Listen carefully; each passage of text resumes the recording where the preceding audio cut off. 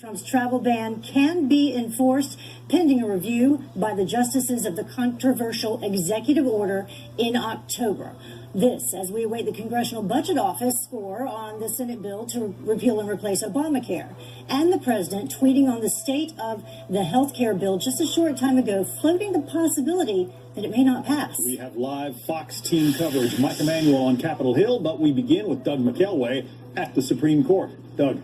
And John, this is a no doubt major victory for the Trump administration as the High Court now has lifted the injunction on the travel ban. President Trump had long maintained that he was confident that the High Court would undo this travel ban that was imposed by the Fourth Circuit Court of Appeals in Richmond, Virginia, and also the Ninth Circuit Court of Appeals out west. And it has so happened. Reading from the opinion right now, it reads, this is the majority opinion. To begin, we grant both of the government's petitions for certiorari and consolidate the cases for argument. The clerk is directed to set a briefing schedule that will permit the cases to be heard during the first session of October. So they will hear this in the next session, the broader legal reasoning behind the travel ban. But then in a second part of this opinion, they say, and I'm quoting now, we turn now to the preliminary injunctions barring enforcement of 2C entry suspension.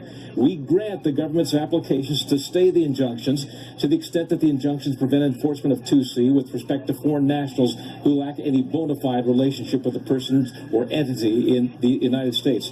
What that does, apparently, to our understanding, is if there is some pressing need from one of the foreign nationals from any one of these 6 countries, which include Sudan, Yemen, Iran, Syria, Libya, and Somalia, to come to the United States, perhaps because they have an injured relative or somebody who's hospitalized, they will be permitted to do so under this. But that is a major, major victory for the Trump administration. Turning now to another big opinion that just came down from the court, Trinity Lutheran Church versus the Missouri Department of